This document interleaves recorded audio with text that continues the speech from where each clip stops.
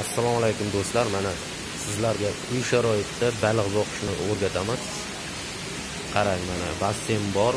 Basseynda mana shunaqa qilib yetishtirasiz. Bu afrikanskiy laqa baliq. O'zimizning laqa balig'idan afrikanskiy.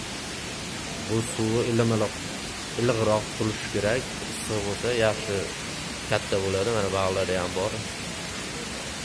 Baliq issiq bo'lsa, suv issiq bo'lsa yaxshi rivojlanadi, semiradi. O'zi 6 oyda o'zi 1 kilo, 2 kilo bo'ladi bu baliqlar. Mana do'stlar, ko'rishingiz mumkin.